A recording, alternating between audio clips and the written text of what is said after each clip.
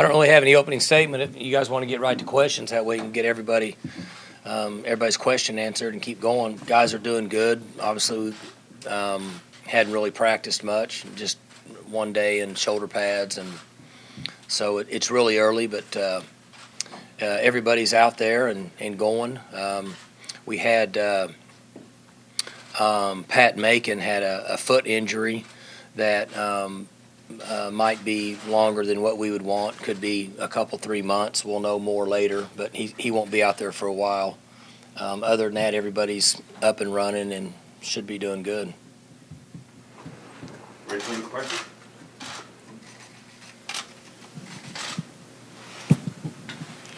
Coach, how helpful will it be for whichever quarterback takes over to have such accomplished receivers? You lost a couple, but yet you still have McCleskey, Stoner, and Johnson, some other talented guys. How helpful will that be for whoever steps in?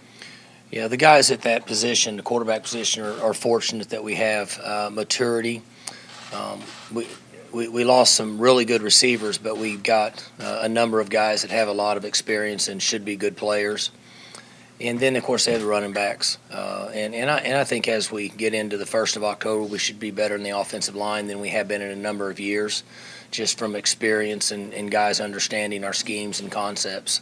And that should help us bring one of those guys along. Mike, we heard a lot from Jim Mills this week about sort of the style of his meetings and the music and everything he does to try to get 18 to 22-year-olds interested. What have you learned from kind of peeking in and watching how he runs those things? What in the world are you holding? That is like a Lego popsicle stick to hold. That is awesome. Hope my 13-year-old doesn't see that. I went to a couple of his meetings, Mark, in the spring, and very interesting. I really don't know how to explain it. I guess very technology savvy. He relates to the young people and different things, pop-ups and all the stuff like they get on their phones. His meetings are generated that way. Guys probably should go to one at some point, and you'll get a better idea. I won't do a good enough job of illustrating it, but it's much different than I have ever been around before. Mike, your 07 roster, you had 3 NFL backs on your roster that you rotated. Now, Hubbard looked good in the spring. Do you think there's a chance in regard to being at least 3 deep with guys you can really trust on Saturdays, this might be the best collection of running backs you've had maybe since that group? I would say, as we see it now, yes. We have really 2 guys that are proven with Hill and with JD from, he touched the ball on the road in conference play last year 48 times in one game. I think that was a number. Maybe 38, 48 is all the same. So he's kind of a proven player for us. And then LD's done well, and we really like Chuba. So as a group, they should be very effective. And I'm hoping that we can keep them fresh and healthy. And as it stands now, I can't imagine that we couldn't do that. Hey, Mike, your top 4 receivers are likely to be McCleskey, Stoner, Johnson, and Wallace, Tylan Wallace. We obviously know the first 3 fairly well, have a pretty good body of work on them, but Tylan's still sort of making his presence known. What do you see as his greatest strengths and what he can bring? And was he somewhat a victim of the fact that you had James Washington, Marcel Aitman? Could he have been more of a guy last year even? The guys that were at that position stayed hidden for the most part because of the players that we had. And the way I would illustrate him is he's a lot like Josh Stewart. He's thicker and bigger, but same style of play, in my opinion. Can make some really nice catches, very, very competitive. And I'm looking forward to his maturity. He made some plays last year that got all of our attention as a freshman. So Josh Stewart would be the best example of kind of the type of player that he should end up or should reach at some point during his career. Due to the injuries at the line last year, you have a lot of guys coming back this year that didn't, don't have a lot of experience compared to the guys that graduated, but do have some experience. How has that helped them within the transition there on the line? Oh, when you look at those guys, Hambright's been around, hasn't played in a lot of games hadn't started a lot and played, but he's been around a while. Dylan Galloway's been around. Keys has played a lot. Noel is a guy that's made really good strides in the last 12 months. Been around forever, and he's finally decided that football is important to him, and he's come along and doing well. Johnny Wilson's played a lot. Jobert hasn't played, but has a pretty good feel for our system, and obviously it was nice to get Larry back.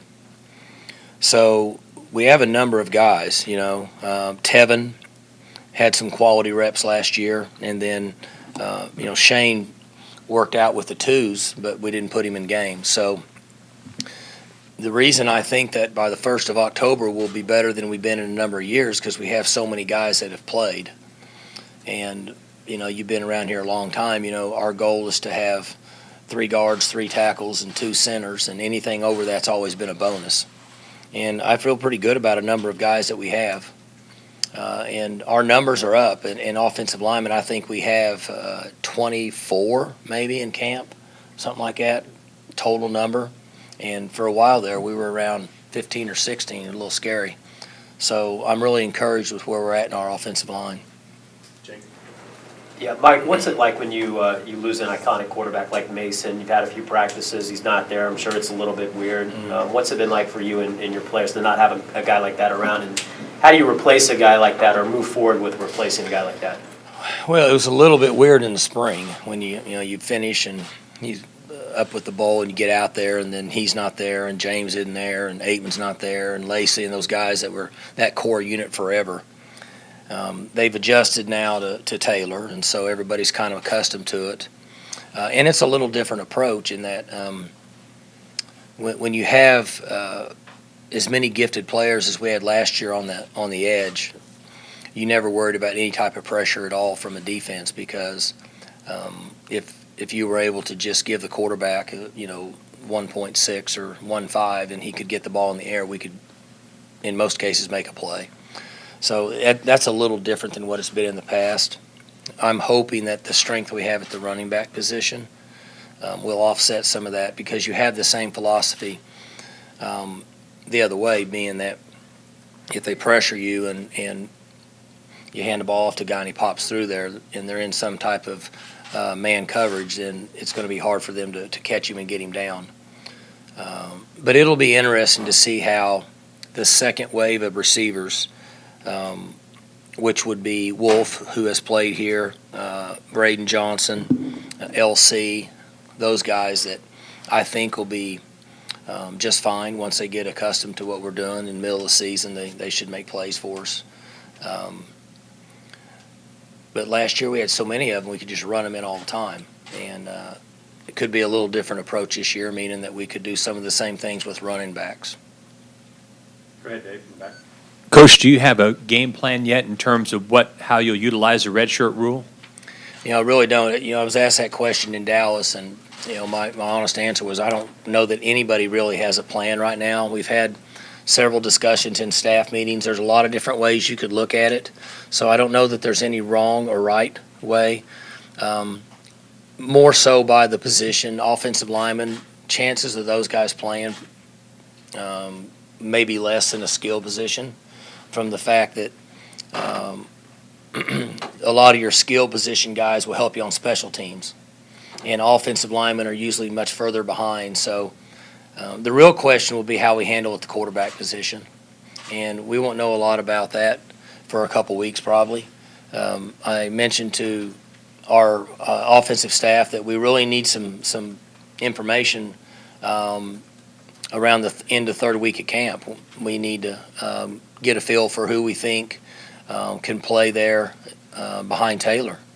And then we start to come up with a plan, whether it's a freshman or a player that's already used his eligibility and it's not in that same category, even though I guess he could be. But that's really a long answer for not really. We just have to see how it goes, excluding injury. And I'd mentioned this the other day. If, like at the corner position last year, we were down to the bare minimum.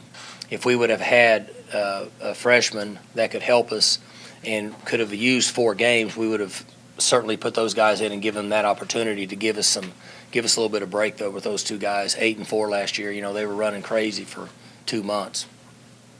Robert, down front. Yeah, Mike, I asked Jim Knowles this question the other day, and it's kind of a setup question, but you have the credentials to answer this on a couple of levels as a head coach and as a OC play caller. 2 of the best years you've had defensively as head coach were Bill Young's first year and Glenn Spencer's first year. What is it that a first-year coordinator can do beyond scheme to kind of mess up the other play callers in the league? Oh, you talking about defensively, statistically? Yeah, I mean, those were your 2 best years, in fact. It could be a little different now than it was then. I don't know that I have a good answer for you there. Everybody that we play, I would be willing to guess has had all of Duke's tape with what coach has done there for the number of years he's been there. And they're going to prepare their offense based on what they've seen him do at Duke. His play calling and what his thought process will be in our style of offense in this league could be different. And the analytical part of the research that's out there, the studies that are out there based on offensive and defensive coordinators in college football, there's software out there that provides tendencies for coordinators. Forget the schools. Whatever, if a coordinator had been at one school for 3 years and another school for 4 or 5 and another school for a couple, they take all that information and then they give you, it spits out what their tendencies are based in the game. So the advantage we could have is that he's not going to have tendencies at this point in this league based on being in a different conference and a little different style of play offensively. Jason here. You mentioned in early spring that Jelani Woods kind of was projected to be a guy to impact next year, and whatever you got this year would be kind of gravy. As he's learned the new role a little bit more at Cowboy back, has that timeline maybe shifted at all in the where you're kind of projecting him to play a role this year? Not enough to talk about at this time. I would guess that he's more comfortable now, just from total number of plays and reps, and he's going to be given that opportunity to do some things that can help our offense based on his structure and his size and his ability to catch the ball. And if he can hold point in the blocking game, then that's a huge plus for us. With his body size and his length, in most cases he's going to be in a one-on-one with a 235 or 240, maybe 250-pound end. So we hope he comes on, and the more he does, we'll give him more. But at this point in camp, it'd be hard for me to say that he's much different than the end.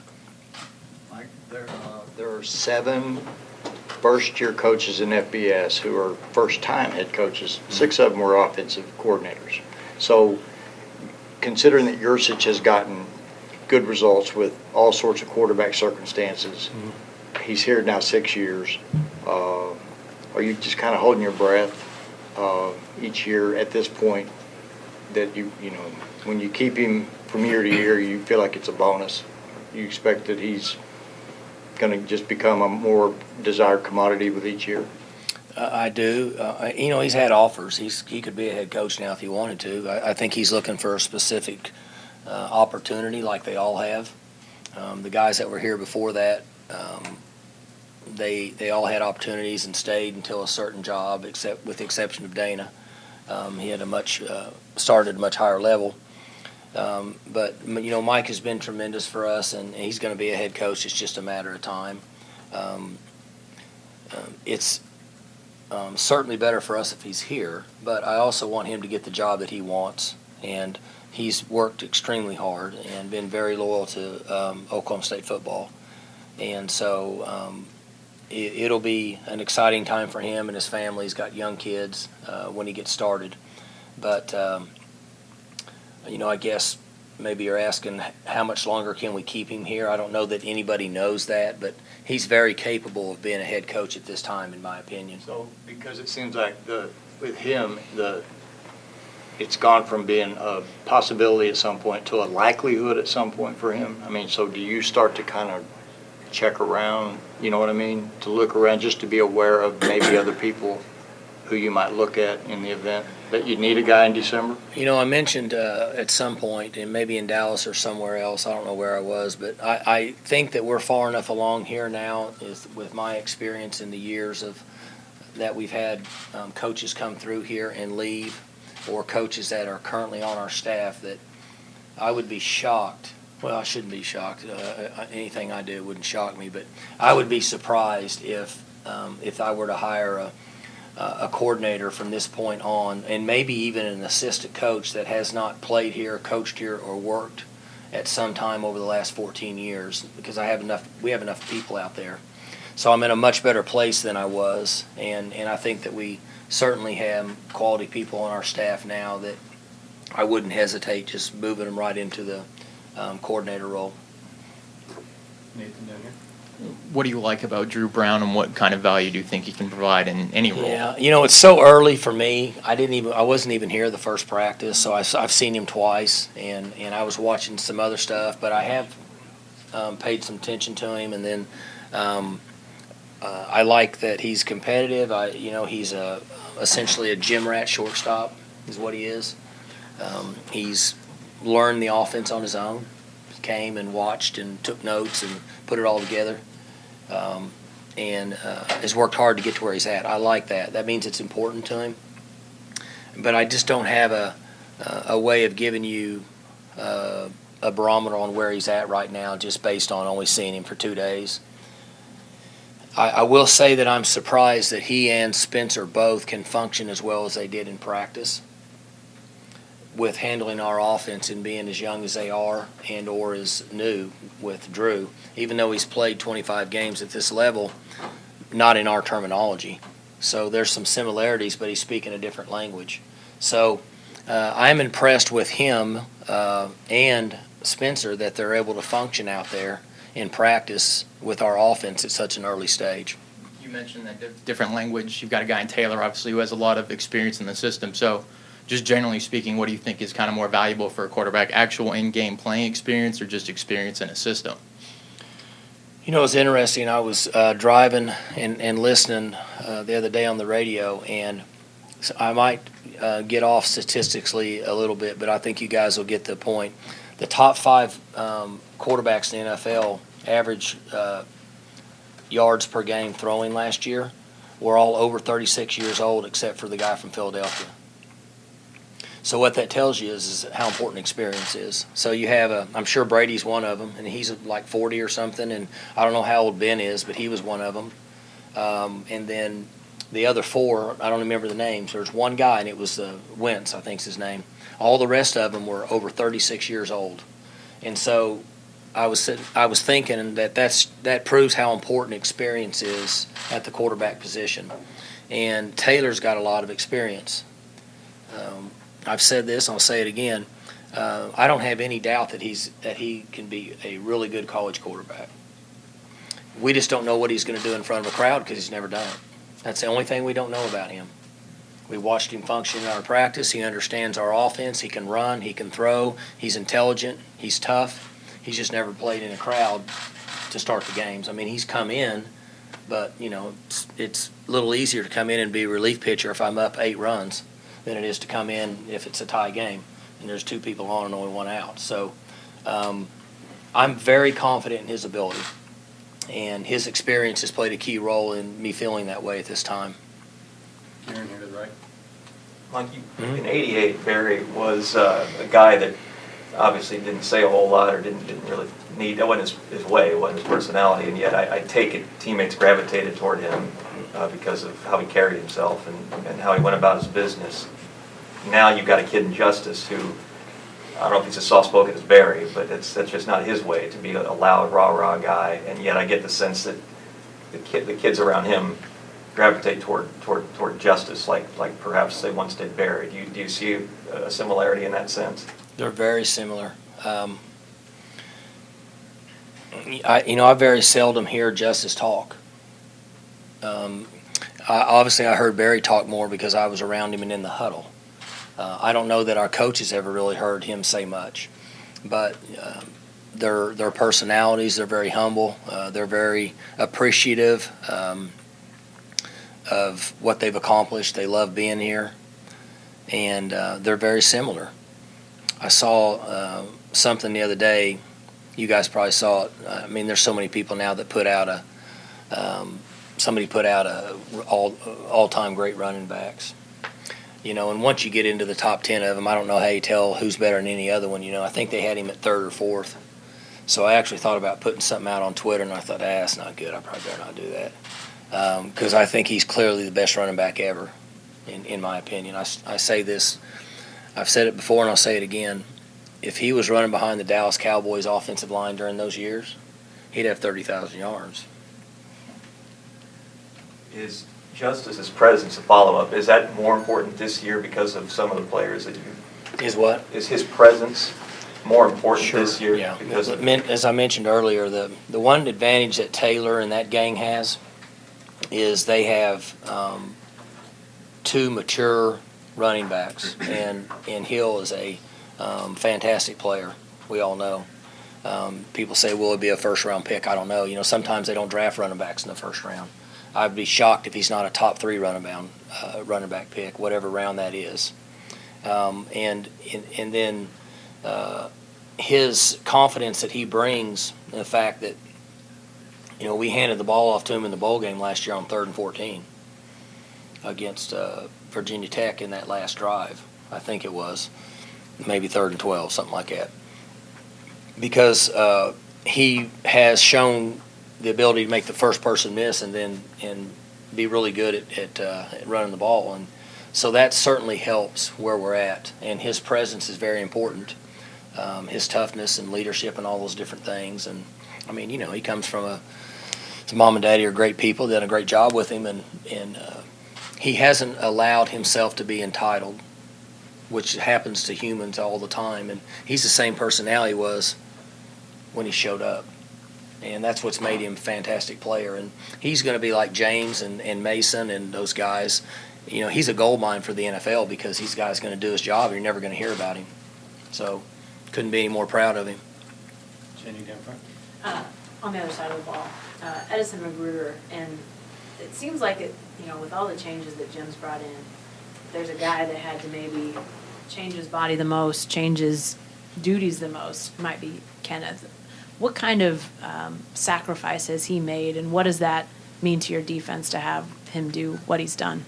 And you're right in what you're saying. Kenneth has made changes, and if I were to say, if somebody were to say you had to pick one player on the defense that this adjustment would fit best, it would be him.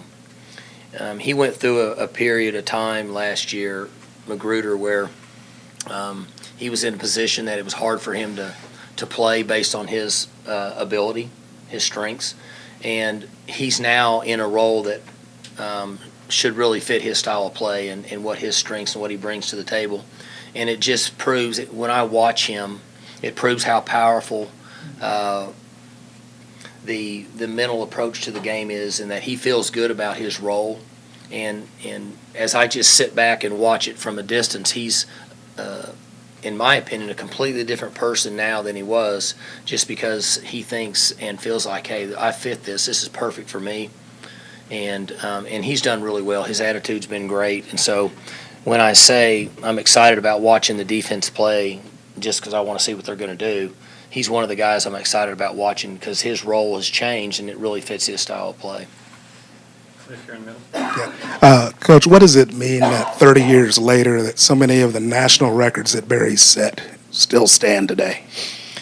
again, and the guy came out of the game all the time in the third quarter. So, but the game has changed a little bit to his advantage from a standpoint. There's more passes, but there are also more plays too. And you don't see guys carry the ball as much as he did. The durability is not like it used to be.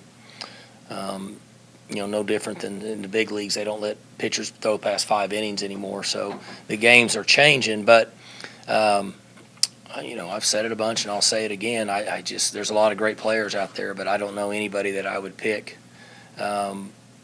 before him. And no disrespect to Detroit or anybody else, but I still say that if he was behind a different group at that particular time, that his records would be so far out of reach, it'd be hard for anybody to ever get to him. Yeah, you mentioned you've got a lot of offensive linemen, more than you've had in the past in camp. And I realize these guys may not factor, but when you look at the future and you see a guy like Hunter Anthony and Jacob Farrell, I looked at those two guys today, those two young tackles that are freshmen, and they don't look like freshmen. Cooper Castleberry, the referee that was here to speak to the Extreme Campers, looked at Johnny Barr and said, "Those are freshmen?" I mean, that kind of tells you what you're getting on the ground floor with some of these guys that Josh is bringing in. Well, it's nice that we're having this conversation because we went 4 or 5 years and we were working in the other direction. We were talking about just trying to manage it with 5 or 6 guys and didn't have a lot of depth and hoping we could stay healthy. And fortunately, we managed it well enough that we were still successful. But I really feel good about the young people in this program in all the positions. I think we're recruiting better than we ever have, in my opinion. And Josh is doing a fantastic job. Josh is at a place that he loves. He and his wife both graduated from here, and it's easier to work in an environment when you actually care about the product that's coming out of the environment because of the people around you. And I think you're seeing that with Josh, and and really in our recruiting, we're getting making some real headway. I give Joe Bob and Richmond a hard time on who's actually responsible for signing good players, but they're working together and doing really well. And Greg's got a lot of long history here. So Josh has done a good job. We have some quality bodies to work with. And you guys are 300 pounds showing up. And by the time Rob Glass works on them for 24 months, he's going to trim them down a little bit, get them stronger, and work on foot speed. And so that process is enjoyable to watch instead of trying to reach and grab guys and hope that they can make enough plays to survive during the season, which we did for about 4 years. Yeah, Mike, you and Yursich have been adamant that Taylor is the guy going into the preseason. Is there anything that the other two guys, Sanders, Drew Brown, or whoever, anything that they can do in August to unseat Taylor, or is it going to be a case where Taylor has to, play poorly enough in the fall where those guys might get a chance? It's really difficult from a standpoint of, for us, I don't know that everybody else is this way, but you all know we have a certain number of reps that we give. The ones can only go on the field so many times. And so if we think that Taylor's our guy coming out of spring, which we did, even though he hasn't played in front of a crowd and proven anything to us, for the most part, if you reflect back on Mason after playing those 2 or 3 games his freshman year, you couldn't just bet the house that he was still going to be a good player because he really didn't have that much experience. But we had to say, okay, you're our guy. Okay, we're going to put all our money over there with you, and we're getting behind you. And because of the way that reps are distributed in practice, that's why Taylor's our guy, because he's proven to us that he understands and that we can win with him and be successful. So when you have for Woodty and you have Drew and you have Spencer come in, their reps at this time are limited. So could it happen? Sure. You could have a guy come in and just take over, and then you would have to start trying to find a way to make it work for 2 people. That's not something we would want to do unless it was a goal line short yardage situation. But if somebody earned that right, you would certainly have to facilitate it. It could happen, but it's not likely to happen early in the season until we give the other guy his opportunity, and he's earned his stripes from being here to go out and play, and we'll see where he's at. Now, the circumstances with Spencer are obviously different than with Drew. And then Woodtie's a guy that understands everything, and we're hoping he'll improve and get better and better and better. One thing, you see grad transfer quarterbacks all over the place. A lot of them leave because they don't have any playing time. It's different with Drew. He's played 2 years. Does that give him any advantage that might be different from a guy who hasn't played at his previous school? Yeah. And is that something you guys are excited about? Sure. He's played in games. He's threw for 2,500 yards and played 25 games, and so he has experience. And you can tell in practice the little bit that I've seen of him. He has more awareness than a younger player might have just because he's been out there. And the speed of the game is a very drastic change for a high school player at this level. He's already been involved in the speed of the game. So he's further ahead just based on what you said. He's been out there in the lights. He's played in 25 games. So, again, if somebody said you had to make a decision on whether you thought if he got in the game, could he function, you would lean toward yes because he's already been out there. Jason on the left. Last year, you on special teams, it took its lumps across the board. You bring in an analyst this offseason. Have you tried to emphasize that a little bit more in practice, try to take more advantage of those hidden yards? We haven't changed a lot. We've increased some meeting time. We had some discussions over what might have been the reasons that we weren't as good as we thought, and we've come up with solutions and kind of put a plan in place. But it wouldn't be a big difference from what we've done in the past. I just think we need to do it a little bit better, and then in the end, if you have a fantastic returner, your special teams look really good. If you don't have a fantastic returner, they're kind of average.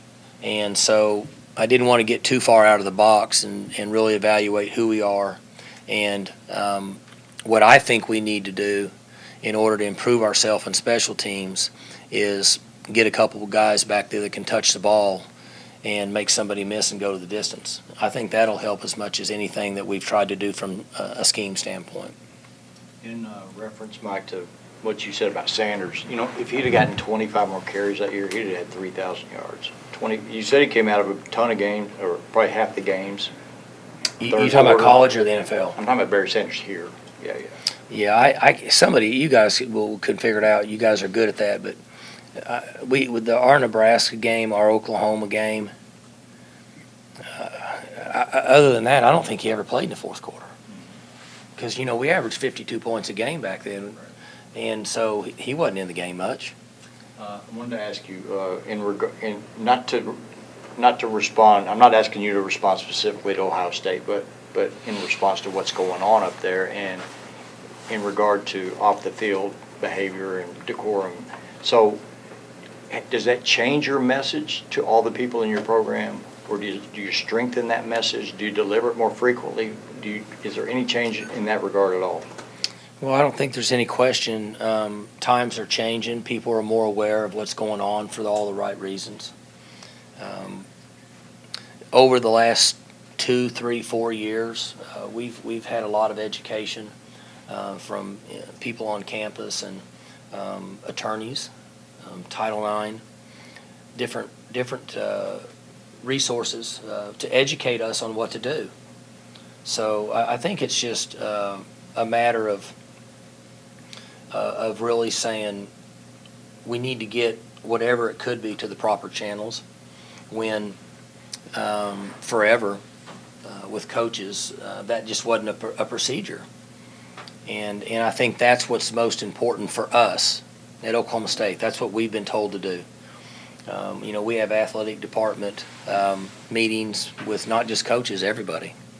because any bit of information that gets to somebody needs to be forwarded to, for lack of a better term, the proper authorities, and let them do their job. And then for us here as coaches, we remove ourselves. And essentially, we don't have any say-so in anything that goes on. And for the most part, that's a good thing. That way, you can't be influenced one way or the other. When I started to run into certain issues, not particularly domestic or just issues coaches have, I had a coach tell me the first year that when you have something happen that's an issue, that he recommended the first thing you do is you sit down at your desk and you say, what's the right thing to do? You come up with an answer, and then you act on it. You don't sit down and say, how are we going to win a game without this guy, because he might not be playing for me if that's the right thing to do, because you won't make the right decision. And so that's the principle that I've tried to live by here, and I'm not saying it's easy, but that's what we've done here. So for us in the department, we've had a lot of education to get things to the proper channels and let other people do their job. And I think that's the right way to do it, so certain people aren't influenced one way or the other. And, I think it's important we all know nobody knows what's going on anywhere. There's always more to every story. So, but that's what we do here, and it's worked out good for us. Scott, down here on the left. Mike, you obviously every year you have to adjust to the players and the talent that you have. With what you've got at running back, on the offensive line, and then the inexperienced quarterback that we've talked about, how much does that actually impact your philosophy of how you approach this offense? The one thing, the one area, Scott, that I've tried to stress with offense since I've somewhat removed myself is when we were in high school, Coach Evans was our coach, and I always thought he did a great job of making sure that the best players that touched the ball that could give you a chance to score a touchdown got to touch the ball. From a basketball standpoint, if you have a fantastic shooter, we got to make sure that he shoots the ball 25 times so he can shoot 50% maybe, and give us a chance to win. So the only thing I've asked our guys to do is what we've done for a number of years is list from 1 to 8, if you're that lucky, skill guys. If you had to say, this is the guy I need to touch the ball the most to help us score touchdowns, who would that be? And then who's second, and who's third, and who's fourth, and who's fifth, all the way down. Now, we've been lucky around here. Last year we had 10 of those guys. That was a long list. We felt pretty good about 7 and 8 touching the ball. But it's really the first 4 or 5 guys. And that's the only thing I've asked the staff to do is it's just important that the guys that can actually make a play needs to touch the ball during the game. And at that position you're talking about, we've got a number of guys, and we're going to find out how good they are because they need to touch the ball. You would certainly hate, I'm not going to try to compare him, which I think he's very comparable, but the running back that was at Penn State last year, to come out of the game and only have 6 touches, you'd be like, The other team would be like, that's awesome. We used to have those issues with Dez because the way people played Dez. So we used to have schemes that sometimes we'd have to run him and hand the ball to him or flip it to him just so he could touch the ball. So that's kind of the concept that I would like these guys to use in the offensive room with the maturity and the talent that we have at that position. I'm sorry. Go ahead, Scott. To go back to our 1980s theme, Larry Coker is getting ready to go into the Oklahoma Sports Hall of Fame. What do you remember about Coach Coker, and what did he mean to you? A lot of good times. Really great guy to play for. And he kind of fits the mold of what we talked about. We were very simple on offense here, but we were good. And so they didn't try to do too much. And I spent a lot of time with him watching that old 16-millimeter film. And I have fond memories of being in that room and coming up with game plans. And we had a relationship where we would joke and talk about things, and a relationship a quarterback and his position coach should have, in my opinion. And he's very deserving. If there's a guy that ever got a bad deal, is him. he should have still been coaching. I don't know what his record was when he got let go at Miami, but it's pretty good, wasn't it? He was a one call away for winning another one. So he's very deserving of everything he's getting at this time. 4 years ago, you had a hard time blocking anybody, and I remember you talking a lot about how, you just didn't have playmakers in the backfield who could, help those guys up front. Mm-hmm. So now, don't you have? We just weren't very good. I mean, Well, there you go. Right. Okay, now you got to transition your quarterback. You have as good a circumstances just about as you could hope for in regard to supporting cast, Sure. right? 'Cause you seem to be better up front. No doubt you're loaded in the backfield. You got guys that can catch. So it's a pretty good set of circumstances for Cornelius as a rookie guy, right? Yeah, it's interesting that if you remove the guys that we had last year that are in the NFL now, just take those three guys. And if you just looked at the circumstances, because that was a very unusual class of wide receivers for one team to have, people would look at us differently at wide receiver this year. They would say, "You're going to be good at wideout." Everybody would say, "Yeah, they're going to be good at wideout." But they're not. Everybody's used to the other guys, and so they're just kind of seeing them as what's left. So that's the way I feel about it. I have a lot of confidence in 1 and 17 and 13, and I do. I think those guys can make plays, and so the timing for the quarterback at this time is pretty good for a guy that's just stepping in after having, three guys roll out here and go to the NFL. Well, four guys. Heck of a difference, though, to average 3.2 per rush 4 years ago, and now you're going to get 5.2, 5.5, whatever it amounts to. Well, we always said, right, years ago, I said if you could average 4.2 yards a carry running the ball, you got a chance to be a decent offense. And when we weren't, we weren't very good offensively. And when we do rush the ball for 4.2 or better, we've been a pretty good offense. Reason being, it forces the defense to do a lot of things to originally stop that, because most defensive coordinators don't like coming out of a game where they said we allowed them to run the ball. And if you can't instigate that frustration on a defensive coordinator, in our history, it's not been very good for the offense. Nathan Denver. Mike, do you have a favorite uniform combination that you guys wear? We have so many of them, honestly, that I like. I'm pretty fond of that gunmetal color. I've always liked that, but they do a great job. I not just because it's because of us, but Justin and those guys and Coach Holder and them being able to work a deal with Nike's been awesome. It's the one thing I get at home with my 13-year-old is he wants me to tell him what we're wearing, and I say I don't have any idea, and he'll say, "Well, you're the coach," and I'll say I don't do uniforms. And he thinks that I can spill the beans, but I don't actually even know in most cases till I see him myself. But they've done a fantastic job, especially with the helmets and stuff lately. Any last questions for Coach?